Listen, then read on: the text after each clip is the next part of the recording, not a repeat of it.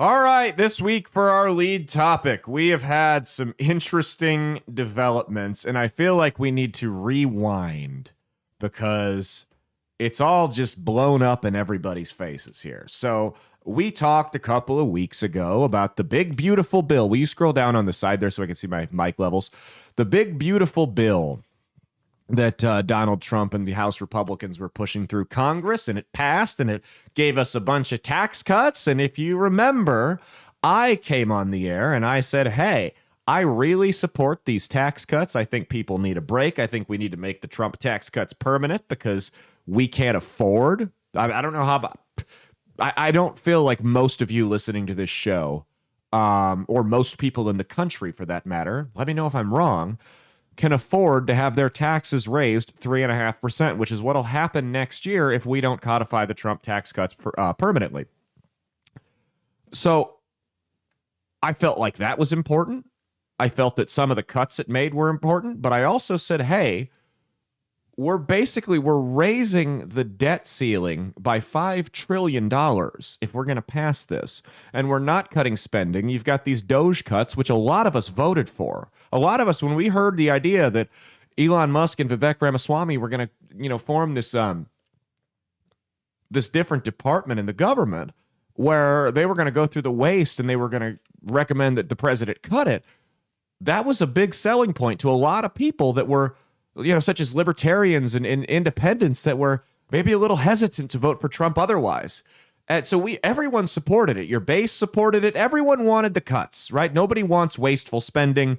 Even the idiot Democrats, they're not going to be too loud about some of the crap they were spending money on there because they know it's a losing issue. So we all wanted the cuts. But I said we need to codify these cuts and we need to make them permanent because we've all seen this movie before.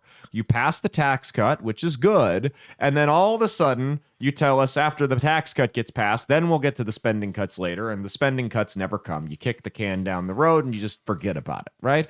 So we were like, no, we need to get this done now. Well, Elon Musk agreed with me. Elon Musk issued a series of tweets over the last week, and they got I guess one might say increasingly passive aggressive.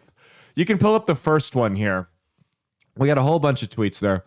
He said, I'm sorry, but I just can't stand it anymore. This massive, outrageous, pork-filled congressional spending bill is a disgusting abomination. Shame on those of you who voted for it. You know you did wrong. You know it.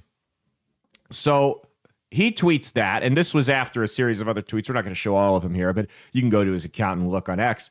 And there's a little bit of back and forth. Donald Trump's trying to play nice publicly. He's like, hey, Elon did a great job here cutting government waste. We were very appreciative because Elon Musk's his contract expired. When you're a federal government contractor, which is what he was, you only get X amount of days, and his contract expired. So it's almost like, now the NDA's up and he can talk. I don't know about that. But he's frustrated because, you got to think about this from his perspective. This guy runs how many companies? He stepped away from all of them, to come in here and do this work for free, dedicated serious time to it. His public image took a massive hit. You've got a third of the country will no longer patronize his businesses anymore because of how he put himself out there in this Doge group. And I'm not the biggest Elon fan. We all know that. But he really took a licking for this, for what he saw as being for the good of the country. He dedicated all this time, lost God knows how much money, time away from family, time away from his business, you name it, to come in here and do this. And they identified a whole bunch of waste, fraud, and abuse. Now, I don't think that it was as effective as we were hoping, and that was one of my predictions for the next 4 years. When Trump took office, I had a show, you can go back and watch it. I said, I don't think Doge will honestly accomplish all that much. I think that the bureaucracy is far too large and they're going to find that out. And that's exactly what happened. They couldn't even get into the Department of Defense. It was a failure. But they did identify some massive waste and potentially some fraud and abuse as well. Money laundering, maybe. And they brought attention to it, which was great. But as of right now, when if the Democrats take over in 4 years or another establishment Republican does, that waste is right back in because we won't codify it. So I understand why Elon Musk is frustrated here. So a story comes out from the Wall Street Journal, says Trump was losing patience with Elon Musk. Said Trump wasn't happy about Musk's decision to lambast his signature legislation. Senior Trump advisors were caught off guard by Musk's latest offensive. The uneasy alliance between the two men was also strained by a recent move by the White House to nix Trump's nominee to run NASA, Jared Isaacman. The decision infuriated Musk, who complained to associates over the weekend that he had donated hundreds of millions of dollars to help Trump get elected in last year's campaign, only to see Isaacman's nomination pulled. Musk's frustration over NASA made him more willing to aggressively criticize the tax bill. So this is probably what this is this is something that it's like when a couple fights. I mean, Musk did tweet a couple months ago, "I love Donald Trump as much as it's possible for one straight man to love another." But this is like when a couple fights, and it's, you know, there's little things that had they just addressed them in the moment, it probably wouldn't have been a big deal. But you sit there and you seethe on it, and then something else comes up and they're throwing stuff left and right at each other that have nothing to do with it. That's kind of what this is here. And this is what happens. And I warned you guys about this after the election, before Trump even took office. This is what happens when you have too many type A personalities in the room together. Only one person can be king of the mountain. Very, very rarely do you see two genuine alpha male types like Trump and Musk able to share a room with one another and be productive for any extended period of time without it blowing up in their faces. I mean, you see, it's not just in politics. You see this in business. You see this in sports teams. You know, that you can have more than one type A, but everyone has to agree on who the leader is. Remember when LeBron James went to the Miami Heat? The reason that worked out like it did was because while Dwayne Wade and Chris Bosh may have been alphas as well, they both understood that LeBron was A. They were B and C, whatever order you want to put it in, but LeBron was the guy. LeBron was the leader.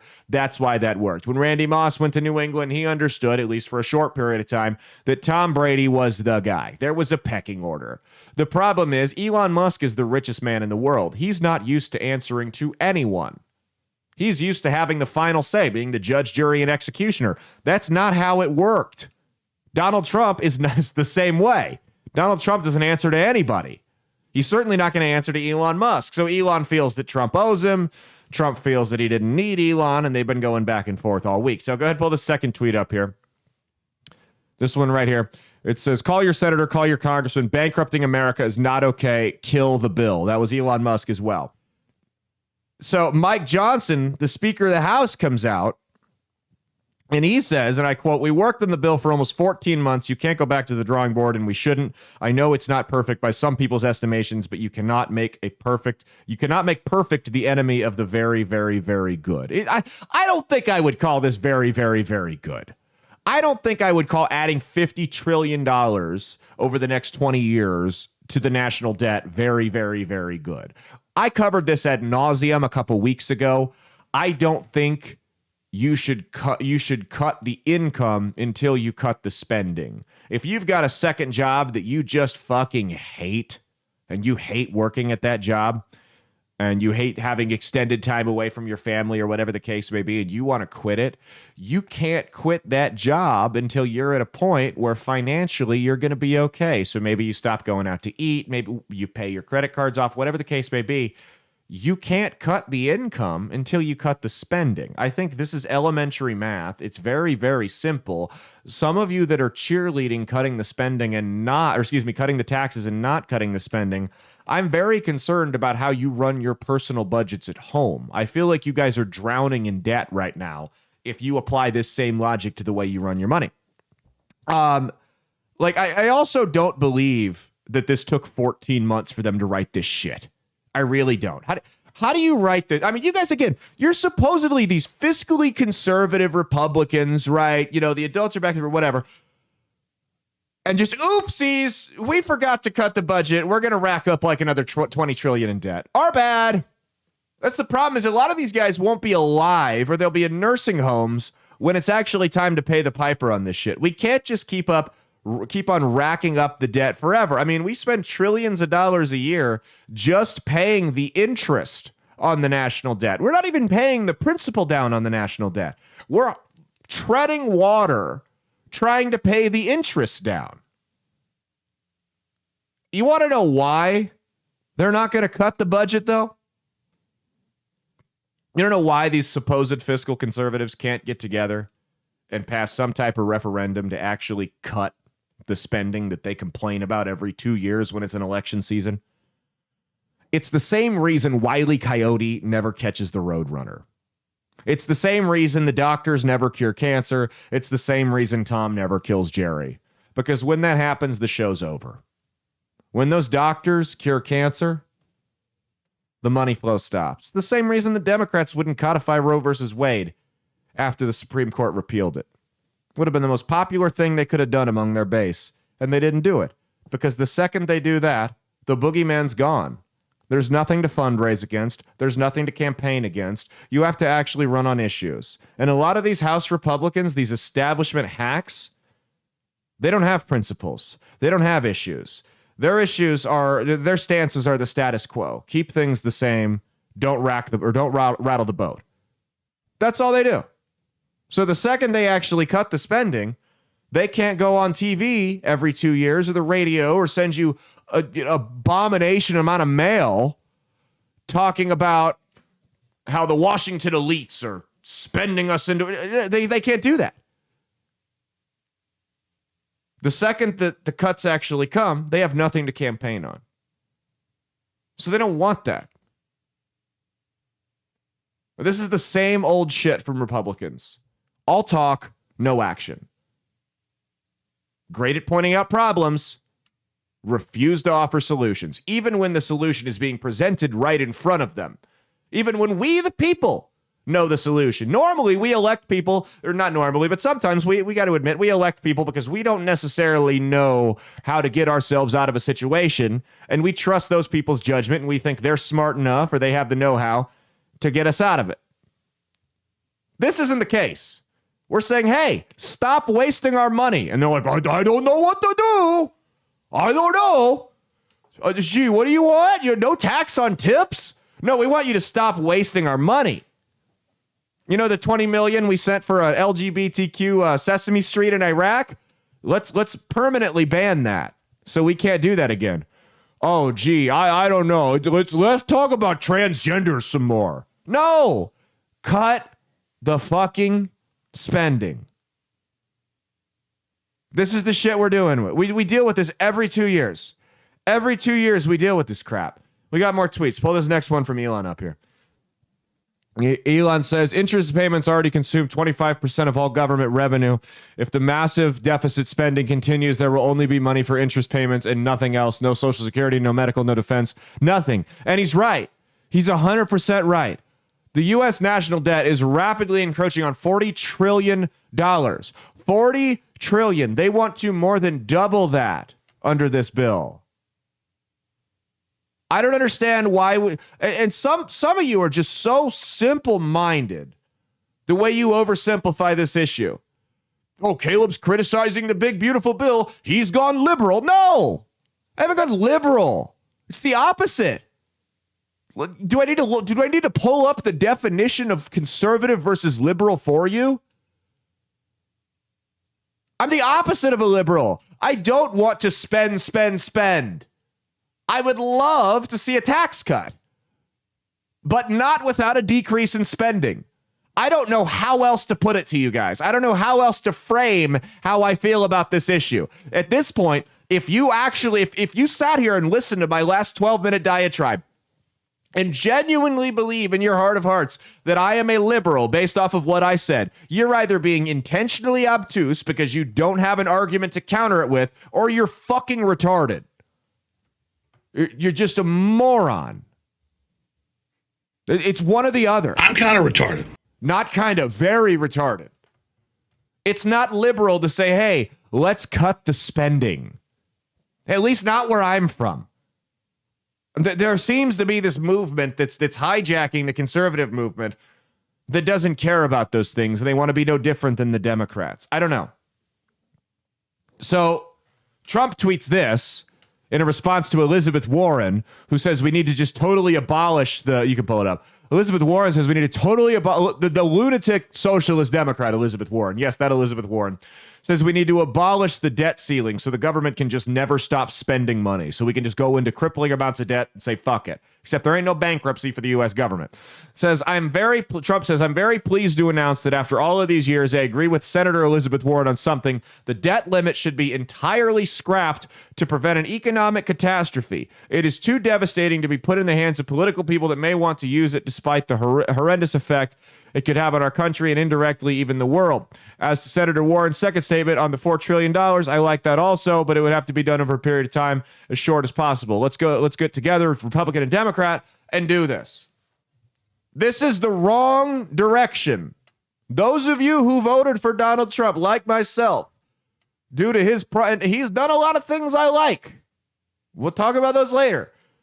But those of you, such as myself, who voted for Donald Trump because you thought that he was the best chance we had of the two options at cutting the spending, you can't be happy right now. You can't like this. We are going the wrong way when he's talking about abolishing the debt ceiling so the government can take on as much debt as it. I mean, imagine this is like if you locked an alcoholic in a liquor store overnight. You know, this is like if you gave somebody with a really bad shopping addiction, or this would be like if you gave my wife a credit card with no limit on it. I'm kidding. A credit card with no limit on it. You know? This is what you're doing here. This is reckless. The federal government, listen, the debt ceiling is one of the few restraints we have. And I understand they raise it every couple of years or whatever, but it's the only thing, contrary to what the president says, keeping us from economic catastrophe. It's the one governor we have that makes sure these idiots don't spend us into oblivion. Congress has shown time and time again that even with a debt ceiling, they have no regard for our money.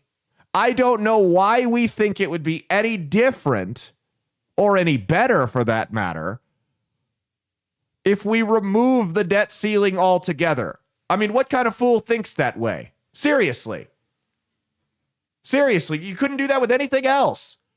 It's like, you know, I'm really struggling with my drinking, man. I feel like if I had unlimited free access to booze, that's really what could help me sober up here. That's the same logic. That's what I need. I just need to work in a bar, and then I'll be able to quit drinking. That's the logic. I mean, this is the dumbass logic that we're using right and left right now. No.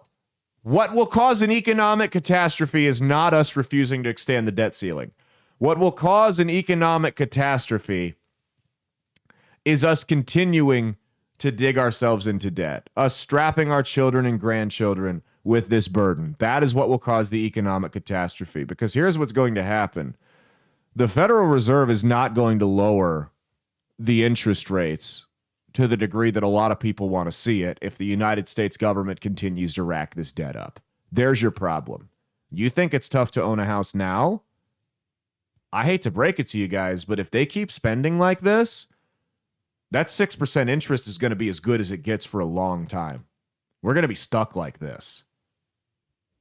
Banks are going to start tightening up a little bit. They're not going to give out credit quite as much. I mean, this affects everybody. Whether they want to admit it or not, this affects everybody. Unless we get some type of recession or crash. That's the only way that resets. And I don't think you guys want to deal with that either. I thought they've actually, up until now, done a fairly good job, both the government and the Fed, at avoiding a recession. We'll see where it goes. Okay, so that was the dispute earlier in the week about the bills. Pull up the next tweet from Elon here. Is that the one we got next? Yeah. Elon says, so Thursday, it got really messy. Elon tweets, without me, Trump would have lost the election. Dems would control the House and the Republicans would be 51-49 in the Senate. Such ingratitude. So that's what Elon says right there. That's an oversimplification. I don't think that's fair. I think they certainly lose the House without Elon because he helped with a lot of down ballot races. I think Trump still wins. I think it's closer. I think maybe she pulls Wisconsin or Michigan or something. But I think Trump still wins without Elon Musk. I think Elon didn't hurt, but I don't think he helped as much as a lot of people think he did. I think, again, being able to funnel money into these congressional candidates that had a little bit of a distance from him, that made the difference right there. He absolutely, you don't take the House without Elon Musk. I completely agree with that. However, for everyone, I just question how many people that otherwise would have stayed home or checked the box for Kamala Harris showed up and voted for Donald Trump because of Elon Musk. I can't imagine that number is all that high. I feel like for everyone that he brought in with his money that he funneled into that campaign, you probably lost at least close to an equal amount of people that were already uneasy about the control that billionaires, specifically tech billionaires, had in this country. So I really don't think he might have helped a little, but I don't think he made as much of a difference as he's claiming. And again, you got these two guys with massive egos. Of course he's going to say that. That's how this is going to work. So Donald Trump responded, and here's what he said about Pennsylvania here. So we've done a great job. Elon knew that. Elon endorsed me very strongly. He actually went up in campaign for me. I think I would have won. Susie would say I would have won Pennsylvania easily anyway, even if the governor ran, the real governor, not the governor from Minnesota, he's a sick puppy, that guy. That poor guy, I feel sorry for him. But they made a bad choice with him. But if you pick Shapiro or anybody else, I spoke to him recently about his house being set on fire, which was terrible. But if they picked him, I would have won Pennsylvania. I won it by a lot. But I'm very disappointed because Elon knew the inner workings of this bill better than almost anybody sitting here, better than you people. He knew everything about it. He had no problem with it. All of a sudden he had a problem, and he only developed the problem when he found out that we're going to have to cut the EV mandate because that's billions and billions of dollars, and it really is unfair. We want to have cars of all types. Electric, we want to have electric, but we want to have a gasoline, combustion. We want to have different. We want to have hybrids. We want to have all. We want to be able to sell everything.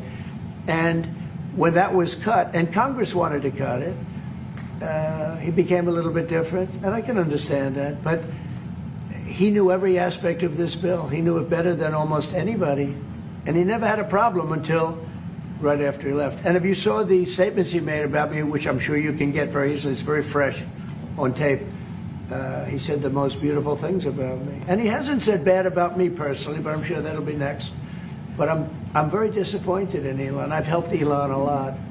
That's enough. I just want to clarify, did he raise any of these? So when he talks about the EV mandate, he is talking about a Biden administration executive order which set a non-binding goal of 50% of new vehicles sold in the U.S. by 2030 to be electric or hybrid vehicles. Obviously, this would have helped Elon Musk quite a bit, considering he owns the #1 electric vehicle company in the world. So there's a little, while I'm sure Elon does have some frustrations like many of us do with the spending here, let's not act like he doesn't have a little bit of a vested financial interest in this as well. So after Trump said that, Elon went on Twitter and he went, you know what? I overreacted. This is very immature. I'm sorry. Can we just have a phone call and discuss this in private? We should not have fought publicly like this. I'm kidding. That's not what he said. He tweeted this instead. He said, time to drop the really big bomb. Donald Trump is on the Epstein files. That is the real reason they have not been made public. Have a nice day, Donald.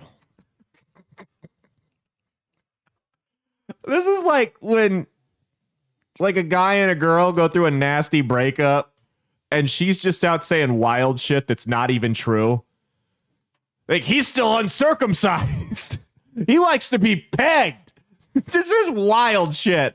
She's got a micro penis, just wild shit to try to embarrass the guy. Elon's referred to okay. Here's my thing. I don't believe this. Do you believe this? Do you think Elon's telling the truth? About the Epstein? Yeah. No, I think he's just making stuff up. Yeah, and that's the thing is we've had a lot of reports coming out in the last week, and I'm wondering if these came from the Trump administration to maybe cause some instability in the Musk camp or maybe discredit him kind of preemptively. Because you had some reports come out over the week about Elon doing copious amounts of drugs during the campaign trail and while he was in office at Doge. You had stories about beer bottles left all over these government offices when they audited them. He was doing copious amounts of ketamine and Adderall, allegedly. So, to me, and believe me, I've seen this plenty of times, this looks like somebody who is going through either a mental crisis or is on crazy amounts of drugs that's just swinging wild, accusing people of shit. And drug addicts, that's the thing, drug addicts do this all the time. Drug addicts will come out and accuse you of wild shit because they feel like it hurts you and they just don't care and their brain just can't process it. I had a friend, one of his friends was on some pretty hard drugs and he was trying to help her through it. And all of a sudden she starts screaming at him, accusing him of molesting her kids, and which is the worst thing you could accuse anybody of. So he had her she had just crazy amounts of drugs. She had to go to court to get her kids back and stuff because of the drugs she was doing in the house. It was a bad situation. She's good now though. She just needed the help there. But that's what drug addicts do is they will accuse you of the worst things and just they lie. That's the other thing you have to realize. I'm not saying he is on drugs. I don't have any proof of that. But this erratic public meltdown behavior screams somebody who's abusing drugs right now. And the reason I don't think this is true, there's a lot of reasons besides the drugs. The reason I don't think this is true, there's a number of reasons here. If this is true, this is still classified information. Elon was not greenlit by the executive branch to release this classified information. That's called treason when you do that. Whether Trump's on the list or not, if this is true, that's called treason. I think it's not true because it's also a very low risk thing to say because you're probably not going to get sued for it. Trump's a public figure. Musk has enough money to draw this out for a long period of time in court and really doesn't care. So it's going to be hard to prove a case, and I'm not a lawyer, but it would just be a frivolous lawsuit if he tried it. It's not going to go anywhere, right? It's going to end up with Musk apologizing and paying him to fuck off, right? So there's also the fact that if this were the case, we have to consider. If this were the case, you would basically have to throw the last 8 years out and pretend they didn't happen. We'd have to pretend that for the last 8 to 9 years, every intelligence agency, every establishment politician, and every mainstream media outlet in the country, not named Fox, wasn't actively working to destroy this guy. If this were the case, if there were any evidence whatsoever pointing Donald Trump to Jeffrey Epstein, that would have been released. It would have been released in 2016. It would have been released in 2020. It would have been released in 2024. You got to consider. Think about the guy we just covered, Comey, with the 8647 that Trump fired. That guy had every incentive to come out and ruin Donald Trump. If that were the case, why wouldn't he come out with it? I don't like with as much the fact that, I mean, think about this for a second. You're the FBI. You've got this guy, Donald Trump, maybe not going to be president, a week to the election, talking about how he's going to come in, he's going to clean house, he's going to fire all your superiors, the top brass are gone, we're auditing the entire FBI, we're putting people that you guys fired in charge of it, and we're going to run things our way. You would have every incentive on earth to release that file showing Trump on the Epstein list. The Biden administration would have every incentive on earth to greenlight them releasing that file, even if it was just a blip that just showed him and the rest of it was classified. I mean, this administration, you'd think if they had him for any evidence that he did something that vile and disgusting, do you really think when the Biden administration and their DOJ was running that witch hunt? I mean, can you imagine the DOJ? Okay, we got to kneecap this guy Trump. We can't allow him to be president again. We've got 2 pieces of dirt on him. Which one should we go with? We've got this one right here where he went to this island where child sex slaves were and he raped a bunch of minors. Or we have that he paid hush money to a porn star. Oh, let's go with the porn star. That one will do it. No, they would have went for the knockout. They've had 3. That's why I don't think this guy... Look, Donald Trump's not a saint. We know he's not. He's cheated on his wife a bunch of times. He's not the type of person I would want my son to grow up to be. That doesn't mean he's a child molester. If he were a child molester, they would have released it one of the 3 times he considered running for office, or he ran for office. Because every time we heard all these people that had access to the files that could have ruined him screaming from the mountaintop about what a threat to our institutions he was. I don't buy it. Now, he did have a relationship with Epstein, as many people did, but a relationship is not the same thing as going to the island. And we've broken that down. There have been a lot of people that likely went to that island one time and said, oh my God, what the fuck is going on here? And never went back. And maybe they reported it and it got covered up or whatever, but they never went back. That's not the same as the people like Bill Clinton that went to the island, saw what was going on, and then went like 23 more times. Those are the people we need to look into. It's like, the FBI, they've got like certain illegal websites they monitor, and you can use your imagination. I'm not going to tell you the stuff that's on these sites because I don't want to get yeeted off YouTube. But they've got the FBI monitors all the illicit dark websites, right? If somebody clicks on it and goes, what the fuck is this? And X is out of it. They're not going to come kick that guy's door in because he wasn't seeking it out. Now, if that guy clicks on it and then returns to it 274 more times, yeah, they might go get him. He might go at least get a talking to. So it's the same thing here. Donald Trump, yes, he flew on Epstein's plane. He had a relationship with him, as many people in the New York business scene did. That doesn't mean he was a pedophile. What people don't understand is, or what the media won't tell you about Donald Trump and his connection to Epstein is about 20 some years ago, Donald Trump banned Jeffrey Epstein from Mar-a-Lago after a 15-year-old girl, it was the daughter of one of Trump's business associates, reported Epstein for making inappropriate contact with her. So if anything, that kind of counts toward, he banned the guy right away. Now, you'd think that if Epstein had all this dirt on Trump, why would Trump ban somebody like that? This guy could ruin my life, my reputation, my career, everything's over. You'd think that Epstein, usually when you hear about somebody having dirt on somebody like that, they kind of let him do whatever they want, and that's part of the problem. That's not what happened. He banned him from Mar-a-Lago. I don't believe this. I also don't believe this because pull this picture up right here of Trump and Elon's son. If Elon Musk knew that Donald Trump was this supposed pedophile that was going to Epstein's island over and over again to fuck kids, why does he let him spend time with his son? There's the question. Why is he spending time with his son? So this means one of 2 things. Elon is lying, and he was not on the Epstein list. Or he lies! Or Elon let a guy whom he knew had sex with minors over and over and over again have unsupervised alone time with his son. And if that's the case, if it turns out this is true, maybe Elon should be arrested for child endangerment. But it sounds to me like this is bullshit. I think this is bullshit. I don't think this is real. It's bullshit. He tweeted, so after that happened, Elon tweeted this, pull the Vance one right here.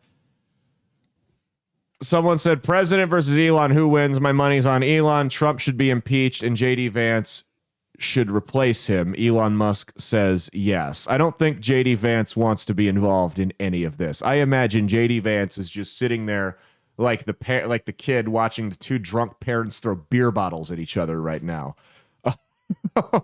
Like, I'm not getting involved. I'm not getting involved right now. I don't want nothing to do with this. Keep out of this. He's done a good job at keeping his head down and not causing problems. JD Vance has.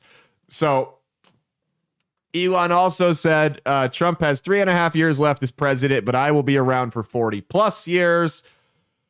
Basically implying that if you don't get on board with him, he's going to throw money into your primary campaign. If you're a Republican, he's also said that he wants to get a new political party started that represents the 80% of us in the middle.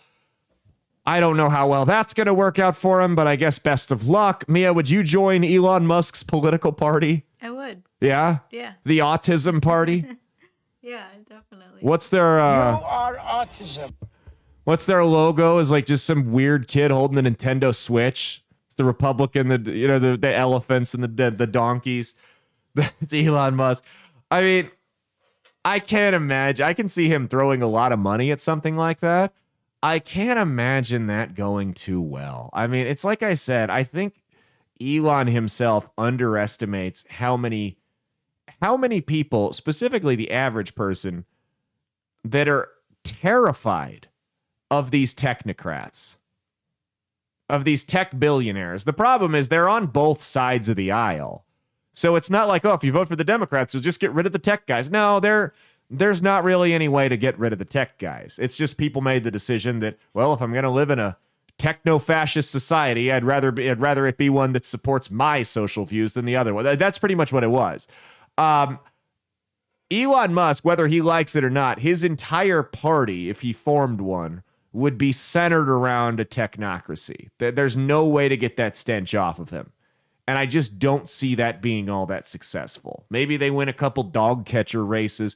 What I can see happening is I can see Elon Musk throwing a lot of money at Ron DeSantis 2028. I could see Ron DeSantis becoming the puppet candidate for Elon Musk. And you could really see a showdown there between Vance and DeSantis. And it would be kind of like a power struggle for control of the Republican Party. Musk versus Trump.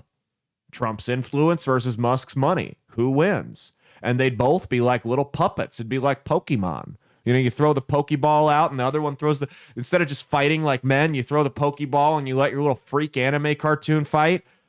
It'd be the same thing. And I could see that happening. I don't know who wins. Maybe they beat the shit out of each other and somebody like Marco Rubio comes out unscathed. That could be a possibility. I think DeSantis would be more than happy to be the puppet candidate because I think DeSantis is frustrated personally. And if it means selling his soul to the devil, he'll do it. Mia, are you team Trump or team Elon? That's a hard one because I love both of them. Yeah, you're a big fan. Or are you team Vance? Oh, I'm team Vance. She's team Vance. I'm team Vance. Mia's team Vance. Just sit on the sidelines and watch this.